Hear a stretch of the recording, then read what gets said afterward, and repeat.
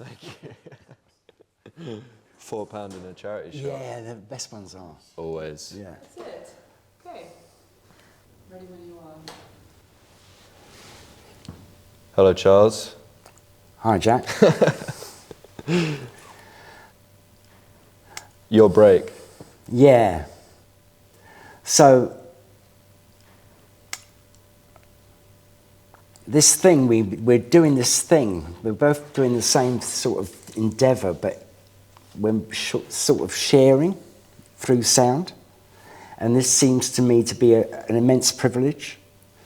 And in my experience, everyone does it, when they really mean it, everyone does it differently.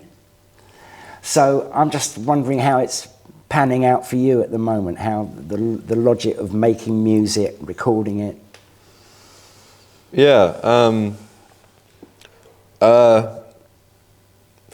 To be honest, it flits between, generally speaking, I find it, making music for this project, quite jarring, in that it feels quite, I give myself a lot of hurdles to go over, and it feels, sometimes it can feel like quite painfully, I think my starting point is that it's quite painfully considered.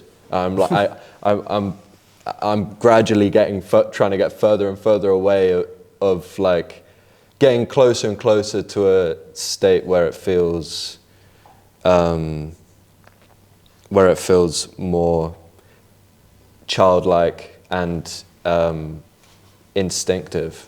I think I had a strange trajectory where a lot of the people when I started in bands were older than me and trying to compete at their level of like, people I really admired and trying to be functioning at their level.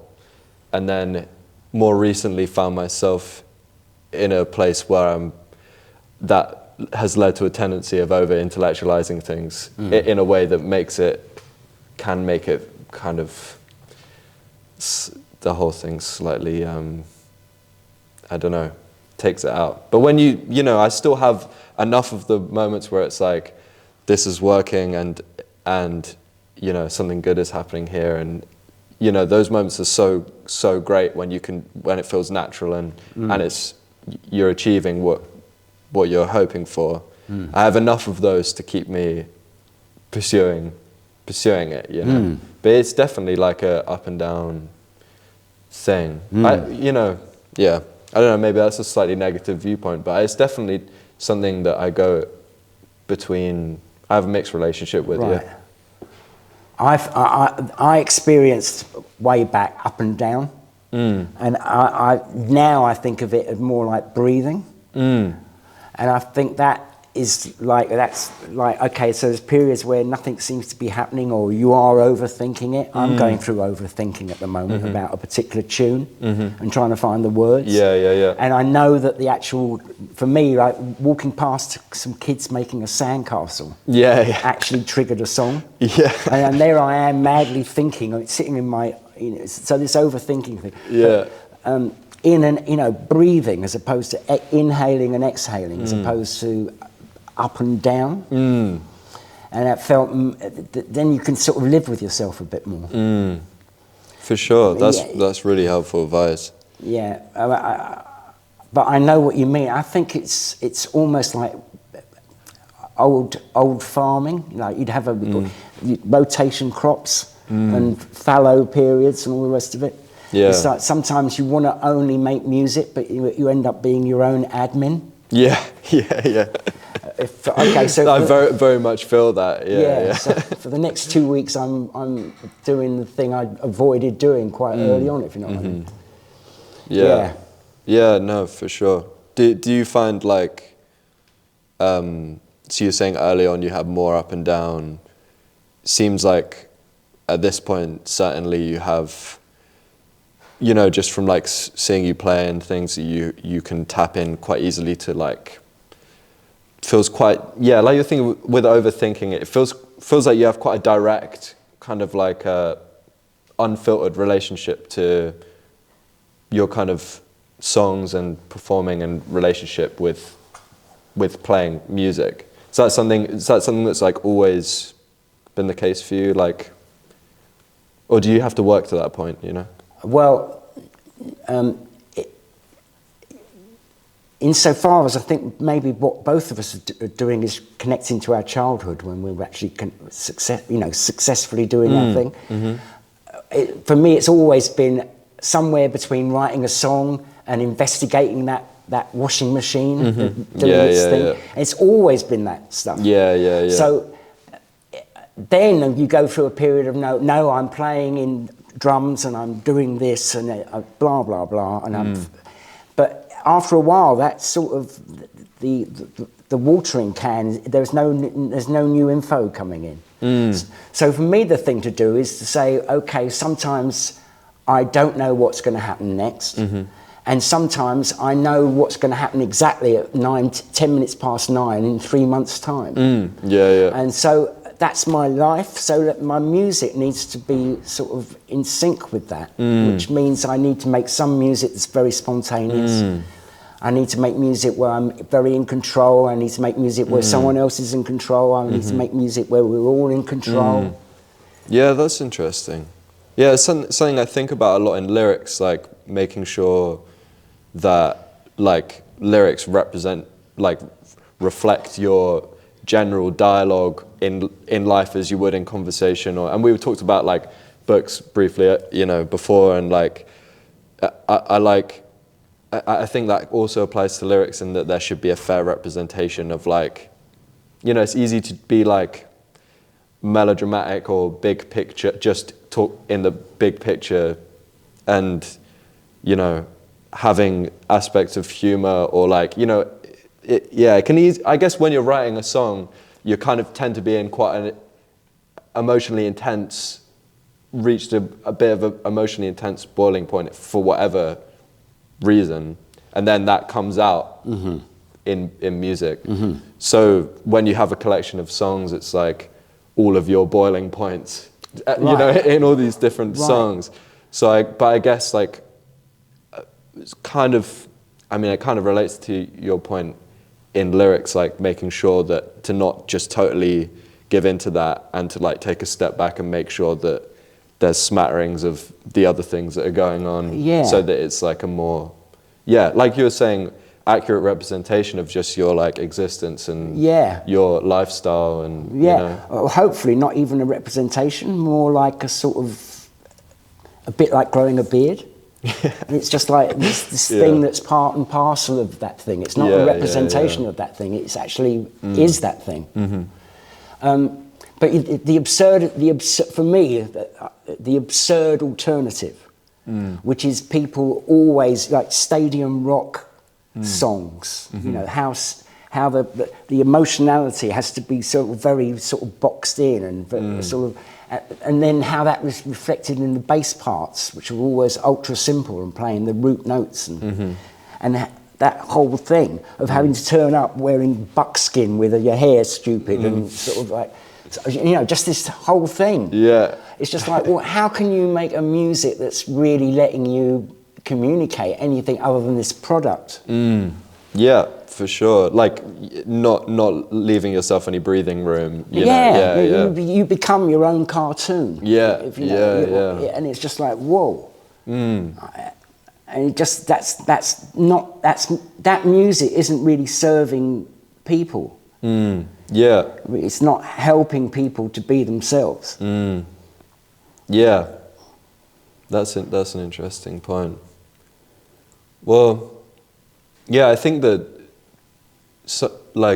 the songs I most enjoy playing, and often songs that I enjoy singing, particularly I guess in a live context, are like when someone skillfully set the right amount of boundaries that allows the musicians to be able to like, I feel like there's this sweet spot that I feel like I'm trying to hit, that I like in other people's music, between kind of like free and improvised and constructed song, where there's a kind of vibe and a narrative almost, I guess, but you've constructed it in a way where you're encouraging the musicians to be able to uniquely express themselves. You know, you haven't boxed them enough that you're like, you're going to play this like this. You know, leaving enough room where they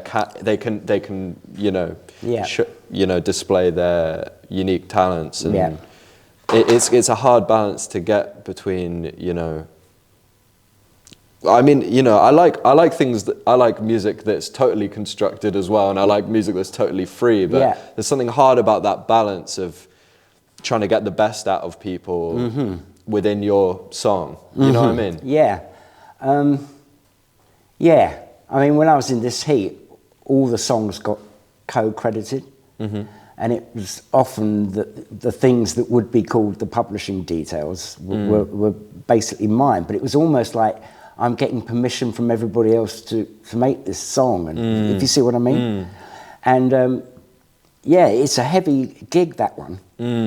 And we're offered, and people have deconstructed this now, but there's still this sort of lingering folk myth of sort of like somebody controlling everything and everybody else observing what is to be controlled and fulfilling that, and just like, and it's almost like music as if it was a book or some sort of legal document, and it makes a structure which is about the composer as sort of like, the composer isn't even there. Then there's this sort of priest, the conductor, and then there's these you know, mini-me's things sort of doing all the work. Yeah. So we want to make something else, don't we? Yeah. We want to build something that's more like joyful. Yeah, and it's and yet at the same time there's a picture in our heads. Yeah, and you want to get. I mean, it's Duke Ellington is the one for this, as far as I can see. He's the model that is sort of useful, insofar as he derived a lot of the material from hearing the guys just play and sort of focusing on them, and then so sort of I find it's like when we were talking about a studio that you don't dictate what the sound's going to be like, you sort of ride what is available. Yeah. Well, it's the same with players for me. When I actually bring my songs to the rest of the band, I bring it in this very sort of like sterilized non-way. It's just this little keyboard and the vocals and maybe a drum machine. And it's very sort of barbaric and primitive, and it leaves room for these amazingly inventive musicians to actually bring themselves to it. And it's the same thing that you're talking about. But I feel like that's like half of the enjoyment for me, is watching, like being able to play with people that I really respect and just really enjoyed, like watching them play. You know, you'd be depriving yourself if you came in with a fully formed thing of like, this is what everyone's gonna do. You know, if you're lucky enough to play with people that inspire you, and especially like Henry plays drums in the group. Like we've been best friends for a long time, but I find like watching him play drums like as inspiring for ideas as like, you know, listening to a record or something, you know, just watching the way that the fact that like we've known each other since we were like 13 and been best friends since we were 13 and played in bands together since we were 15, and still I can just watch him play drums with nothing else and he'll surprise me, is like the moments when you're playing a show and you're in a more like in a moment and everyone's in it, and then he'll do something and I'll physically turn around to be like, oh, I really wasn't expecting that. Right. The fact that you can still get that dynamic, like that's the reason why, like I was saying, it's kind of turbulent, and like I can give myself a lot of shit with making music, but there's like moments like that that are just so special. You know? That's the stuff that keeps me like, you know, one of the reasons that keeps me going with it. I guess I wanted to ask you something which is quite a broad question, but I saw that you said about I liked what you said about like talking about Abstract Concrete's title, saying it's kind of, you found it kind of silly that people refer to music as abstract or art as abstract, because it's like, I can't remember the exact thing, but what was the point you were making there exactly? Okay, so music is like, that people like John Cage would sort of take it to the edge of what is music. Yeah. And he had let's remove human choice from music. Mm-hmm. Well, it's like, well, you're abandoning the ship, mate. You're leaving the project. The project is more intense than that. So we make music, live with it. There is sound. It's fantastic. Sound is amazing, and it's probably the basic source material. But we've make music and we put it in a frame. When it's good, we put silence in front of it, and we put silence just after it. It's constructed around or all those. Where do they exist in the world? I've heard the harmonic series, which is an octave and then a fifth, and then I've heard that on a train when it's got this. So there's some sort of mathematics inside matter that's the same thing that we've found on these instruments, and other cultures have got slightly different versions of. But it's an abstraction from reality. So, and I went out one morning. Well, that doesn't happen in the real world. If you see what I'm saying, it's made out of stuff that we've a bit like mathematics or a sort of spiritual life. We've actually sort of invented this, and this is great. And then some people go, "Oh, this music is abstract," as if that gives it some sort of avant-garde veneration or something. And it's like, no, mate, it's just another sound of this beautiful abstraction that we've all got between us. For sure. It's a great point. This thing about spirituality, and just in the last few weeks, it's become like a central obsession, actually. Oh, no way. Yeah, because there was this article I read years ago by George Steiner, and it was about how you could reduce anything to so what. And I've seen people do that with children. That's a matchbox. That's not a mobile phone. And it's the easiest thing to say no. That this doesn't show it to me. I was shocked out of an imaginary friend when I was a kid by someone saying, well, show me him. Where is he? So it's like, oh, he's gone. So it's this easiest thing in the world. So to deconstruct what 80% of the human population has in different individual ways because of different individual landscapes and sort of cultural traditions, that the whole thing is that spirituality expressed in different ways. Plus, of course, there's always a middleman. And they come along and they organise. So we end up with religion. But there's a yearning, and it's very, very, very similar for me to making music. It's a construct that you can easily go, so what? And any old idiot can do that. And there's this other thing which maybe you could go, show it to me, I can't see it. But we are building this between us, and we're sharing this as part of our exchange. And I'm sort of like, wow. And when we listen deeply to this, it means that we don't get organised. We actually know what's the right thing. That's funny. I think we share a similar outlook on that for sure. It's really, it was definitely like very relieving for me finding out, like, I guess in the last 5 years or whatever, and being a part of the right kind of communities or spaces like within music that especially in Bristol, there's such a emphasis on it really reminds me of a church community, you know, but without a kind of like, Yeah. without someone organizing Right. it. But it was, you know, and like that specific places, like you've played at the Cube, right? Yeah. In Bristol. There's like a co-op run venue, but like I started volunteering there last year, and there's like these kind of like group, you know, like that's kind of like quite a central part of the Bristol kind of community, that venue. But, you know, yeah, there's like no hierarchy, but everyone is like, goes out of their way to support each other and inspire each other, and, you know, constantly trying to push each other. And there's something about, it feels like church, you know, in a lot of ways. Yeah. Yeah. Or like what church should be like. Yeah.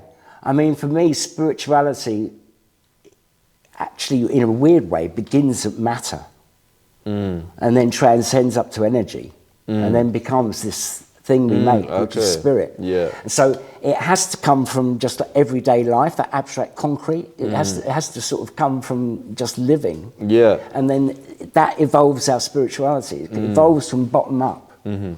So that's the same thing for me. We're having a good time. We're here to sort of not address this issue that doesn't need addressing because it's so present all the time. Yeah, for sure. All we've got to do is be good to each other. Yeah. And sort of confront each other, but in a sort of loving way. Yeah, yeah. And there you go. Absolutely. And for me, that is very, very like what I think a church should be like. Yeah. I mean, it's achieving, or at least from my experience. I mean, I know. Yeah, I mean, each kind of church community is so different, but like from my experience, it's doing a lot of the things that are being missed out in those communities because of hang-ups on old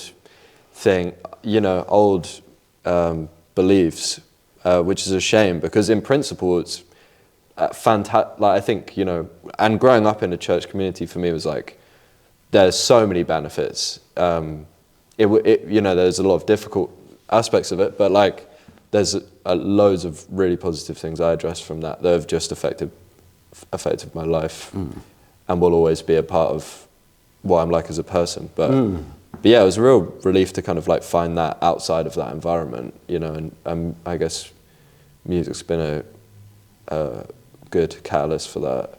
Yeah, I mean, I think of it as connecting tissue, if you know what I mean. It's sort of stuff that is like between us all. Yeah, for sure.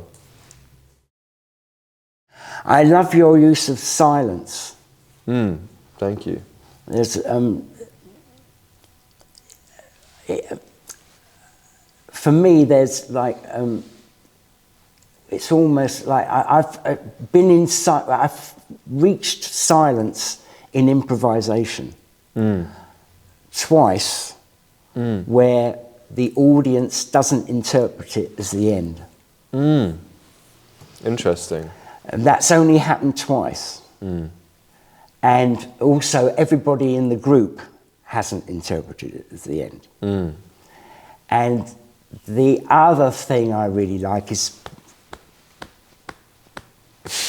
but that's also so simple and it's so easy to go straight there. In a weird way, it's sort of like almost fascist or something. But so for me, there's these two extremes that are to be sort of earned as opposed to just go to them. And silence is one of them. And you sort of like, you do that thing where the music is sort of very clearly sort of contained in silence, even though it might rock out. And it just, that's a big factor that's spoken to me about what you're doing. Well, yeah, that's kind of you to say. Yeah, it's absolutely fundamental to the songwriting, you know. And it's such a because a few people have said that to me, or at least just pointed out that there's a lot of silence, and also like before the record, it was like way more of a thing of stops in songs, or you know, like in the middle, it would it'd happen a lot, built into the structure of the songs, and it gets pointed out, but it feels like, I don't know, it's never that just adds up to me, you know, like I don't understand why putting silence in songs and then people noticing that being like a statement. It's kind of funny that, like, you know, not actually doing anything becomes a statement when really in my head it's just like, well, of course there's going to be silence because you need, you know, you need things to, like, you need to create context for certain things. Yeah. You know? It's a really useful tool for doing that. Absolutely. I mean, it's like, it's almost like a key change without having to be that obvious or something. Yeah. It's very true. Some people, you know, I don't know, there's this thing where the body music addresses the body. And so that becomes quite a thing. And that is great. Pardon me, I love it. But and your thing does that too. But it's like, you know, constantly being able to sort of go, to sort of rest into itself. For sure. And it makes the things like little gems, like things you can sort of hold up and sort of reflect in your, you know, move around in your hand and you see the light reflecting. So it makes it very sort of sculptural in a way. Parts of the song become very defined and the next bit becomes... Yeah, that's an interesting way of looking at it. Yeah. I hadn't thought about it in those terms. Something else I was thinking about was, like, because we were kind of talking about recording, about like how you recorded this record and stuff, and I guess your writing process, well, you tell me, but I guess your writing process before with like this recording was like quite a part of the writing in a way, right? Because it was like this kind of like collage thing. Well, you know, varies from song to song, but like it feels like the recording's built into the writing with that project. And then now it's like we were saying, like band in a room, you know, the kind of thing where you would like rehearse it together and then you would perform the song. And yeah, I don't know, like how do you feel like that's been quite a natural progression, or do you feel like there's one that you kind of like, what do you get out of those two kind of like approaches? One of the things I get is not standing still. That seems to me to be really, really important. So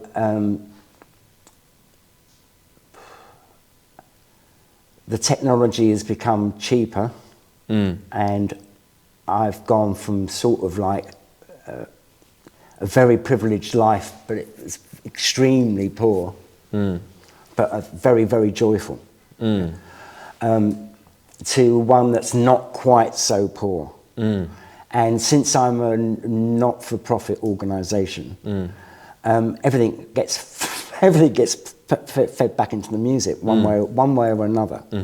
I mean, that cold bit of me is even when the you know, the whole thing, the whole experience is feeding back into the music. So yeah, it's like, okay, I can buy that 20-track machine. Okay, yeah. And I can spend a grand on some good mics, you know, only 4, but very good ones. And I've also got that one there and that one there, and oh, I was misusing that one, and if I use it for this, it was like, you know, someone advising me. But as they're advising me, this friend of mine, Nathan, as they're advising me, we were also deconstructing what I've built. Right, and what I've built is just like, he's going, what? That you thought that was stereo, but that microphone, left side isn't even working. You know, oh, I wonder why I'm always screwing it. It's like, so it's all just flow, really, and you know, access. Okay. So I read this interview with Snatch. Judy Nylon and Pat Paladin. They are on the B-side of one of Eno's singles, an amazing track called RAF. Oh, I haven't heard that. And they're also really far out thinkers, two American women from the sort of 70s, 80s. And they said it's not ownership, it's access. And it's like, there you go. So at the moment I've got access to a space, I've got access to a bit more better equipment, and because it's a life, I would do that, wouldn't I? So that's what I'm doing, you know. And I've jumped people's ears around a couple of times, and I'm jumping people's ears around in a different way now. So it's not about the textures and the fact that was on a stereo JVC, very good cassette machine, or that was in a multi-track, blah blah blah. It's more like, okay, here the advantage I've got is every moment in my studio is a sound check.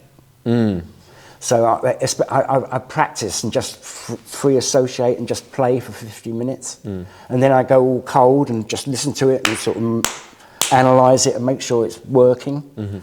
And so I'm constantly also doing that to the sound. So it's like, okay, I can move the overheads back that much. Okay, yeah. So that's what the new advantage is. I can sort of model how it's part of my life even more clearly in a way, because everything's going towards making these recordings. And it's the same with the band. Every time they come, we're recording multi-track. We haven't got separation up because we rehearse better without the separation. Yeah. So we do go into this period where we're recording now, but we'll do 10 takes of things and the rest of it and choose the best one just for feel later. Interesting. So for me, it's just an organic, you know. Practical reasons. Well, a lot of the what time. else would a 72-year-old do? Yeah. You know, when I broke my ankle and I got some money from the insurance, and it was just blah blah blah. At the Musicians Union, I'm just going to say. Yeah. Big help. Big up. Yeah, big up to the MU. Yeah, they helped me with that. But yeah, so as I say, it all goes back in. So I'm at a point where I can do that now. Yeah. So yeah, okay. And I'm not doing it because even that's not. It gets a more. I haven't got to negotiate everything like the cans and the space. Yeah. I'm go straight to it. Okay. What is it we're doing here? We're doing this track, and it's got this much muscle, and it's got bang. I already know what that is going to sound like. So when you record, you don't use cans. You're just everyone in the room. A part of the reason I don't like click tracks is because you have to obey something. And I think because humans make music, it's not machines make music, but humans use machines. I find it very weird, this click track sort of dominion. But also I have to wear I can't play the drums so it's almost like this one self-perpetuating reason for not using. I hate headphones, so I can't really play drums properly with it. Yeah, that's so great. I think that totally. I did some recording recently, and it was the first time I ever not used headphones while doing like live tracking, because I kind of was just like, well, that's just what you do, and like, you know, and I guess certain spaces I've recorded in, it's been like the only practical way of doing it, but like. The person that I was doing this recording with was just said that they never use them. I hadn't even really thought about it, and you could just like, but I guess you have to surrender yourself to a set. You know, well, I mean, you just accept that it's not going to be, you know, if you have bleed and like these things, because you're going to need to hear things in the room to not wear headphones and be feeling it. You just got to accept the bleed and stuff. But it's like, you know, it's like when we're recording in the church. If the sounds are good, then it's like. It's more important you have that chemistry going on than, you know, whether you can get the phase totally right on the drum overheads or whatever, you know. Well, yeah, I mean, you do. For me, it's a bit like Zen calligraphy. You do like 4 hours of setting up the paper and the ink and the thing, and then the actual gesture is a second and a half. Yeah. So it's a bit like that. You want to be able to let go, and wearing cans is very inhibiting on that level. Yeah, it's so true. Yeah.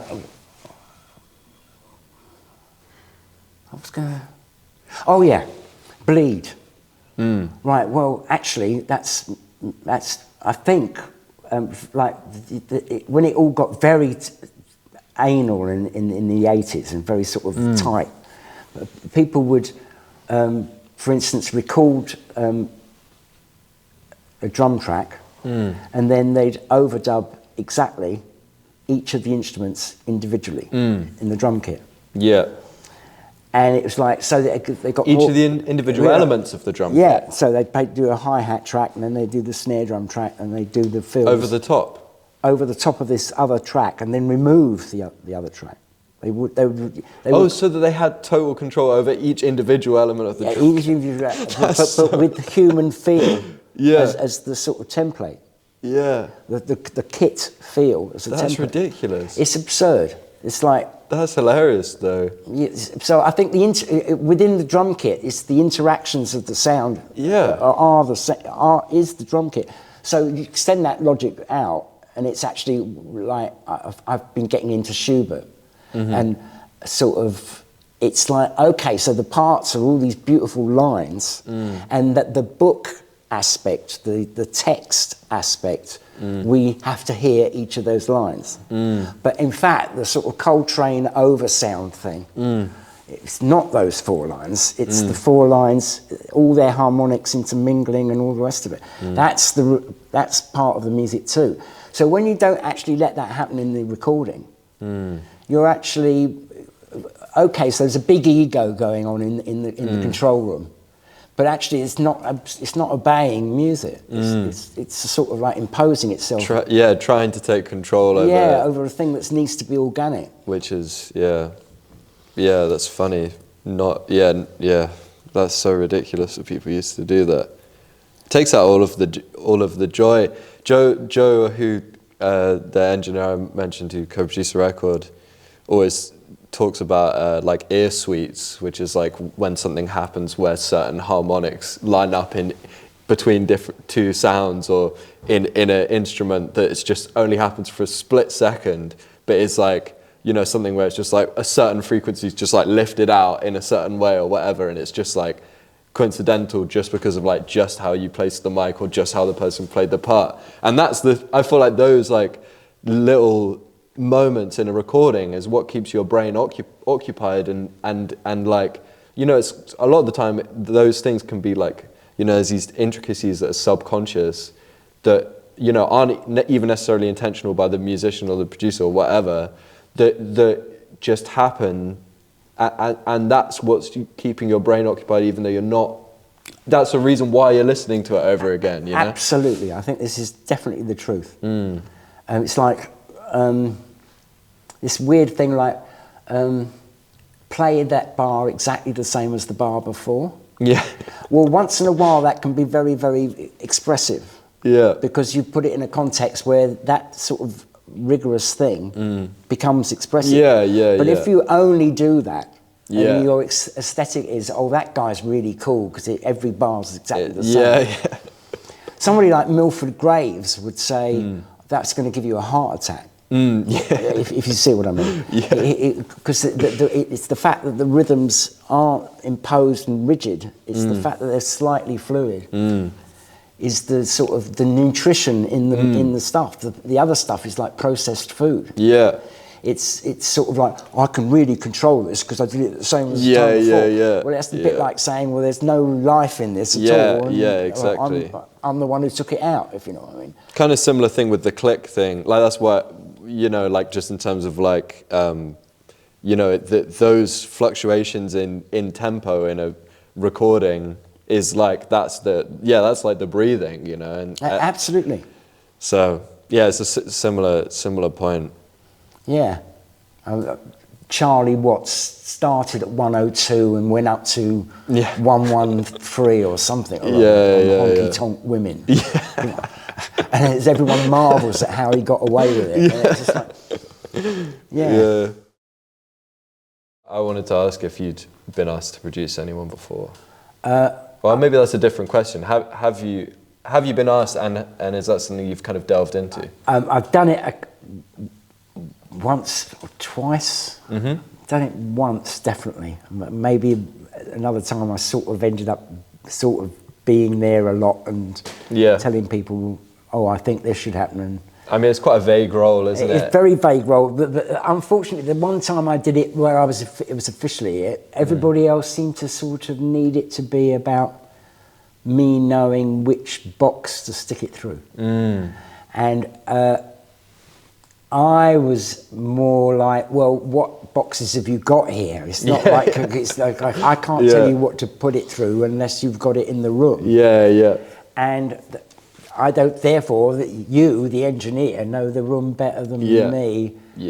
What I'm about is the pictures. And so it got very waylaid, and the vibe was wrong. The engineer would play Here Comes the Sandman, or whatever it was by Metallica, just to sort of like get the ears in. And well, I would have, I don't do that, but if I did do that, I wouldn't have done it with that track, if you see what I mean.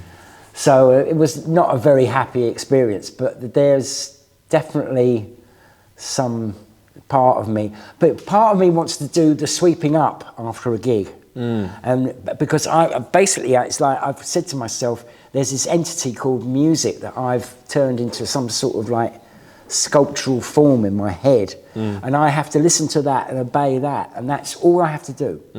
And sometimes that involves sweeping the floor. So I'm prepared to do all of it, if you see what I mean. So, and the bits that are boring, like lifting the gear and all of it, it's all part of this one thing. So production's a part of that, and I would, I'd be up for doing that. Now, people like Trevor Horn, he never touches any of the knobs. Well, at his peak time, for me, was this whole ZTT period, which was just like an ecstatic thing, where how much reverb on the triangle actually becomes an emotional statement. It's just extraordinary music. And the people I know who were in the room occasionally when he was there, he would never be up at the desk, he'd be at the back, listening to the whole sound. And that actually, then you don't invest yourself in how much tweak you've done and how much, and you're just only listening to the sound, and you're not even thinking about how much emotion you put into getting your the drummer to get his right hand to do that. Nothing other than just the sound. And from that perspective, I'd love to be able to do that. That was a very long answer, wasn't it? No, that was a brilliant answer. That's what I was hoping for. Yeah. It's interesting stuff. Right, well, and let me know if you hear of anything. Yeah, well, I'm sure I'll be hitting you up. So what are you listening to at the moment that you're enjoying? Anything? Going back to I think it's the first record, the first Beverly Glenn Copeland record. You listen to Beverly Glenn Copeland? Never even heard that name.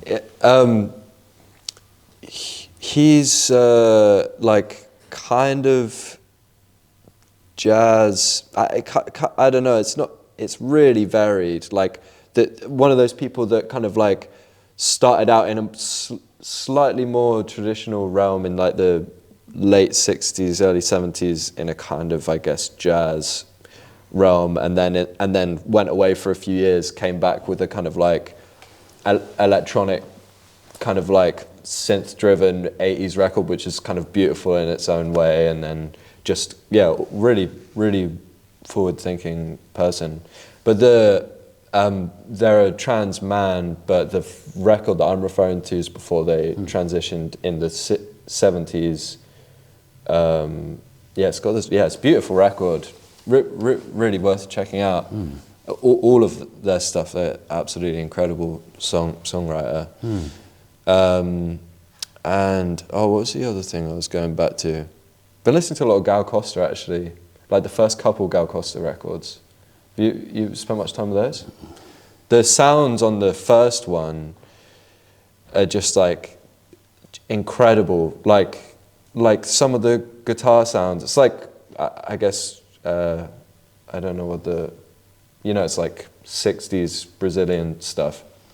But some of the guitar sounds are so gnarly. Like, it's kind of like a bossa nova, kind of like, goes mostly like very lush, kind of like bossa nova, kind of pop 60s stuff. But then occasionally you just get this sound or like a rattling in your ear, or like a guitar coming in a totally different time signature for 5 seconds that sounds like it's recorded in a church, or like whatever. It's just like you're kind of like settled into this kind of like lush, like pop, you know, kind of 60s pop landscape, and then you'll just get hit with this sound that feels like it's like something John Cage would do or something, you know. It's like, what's the name of the band again? It's Gal Costa is the name of the singer. She's like a Brazilian kind of 60s, well, kept making records. Got kind of like, I've only really listened to early ones, but in like the 70s it got slightly more, I guess, in the funk realm. But the early stuff's more, yeah, it's great. She's, that record, the production's amazing. Also wanted to know what you've been listening to recently. Yeah. And I guess maybe first, like, we were talking about like Sarah's Tooth Adderley thing before. Is there anyone kind of like current that you've seen at shows, or like records that have come out in the last kind of 5 years or something that have particularly struck you? Well, yeah. Yeah. We had a long conversation about Sarah Downey's project Tooth Adderley. Yeah. And I was telling you how much I loved what I heard. Yeah. And it's like there's this other thing which is okay, but did the fact that you had a big hit and then it was much more hard work for a while, did that mean you just gave up? Or are you still ploughing forward and now you've gone into a second thing or whatever? How much is it part of your life? So that way I sort of know how genuine the thing is, how deep it is.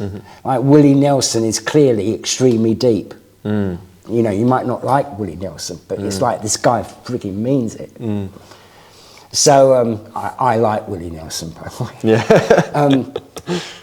Yeah, so that's how I evaluate music, is how does it feel genuine?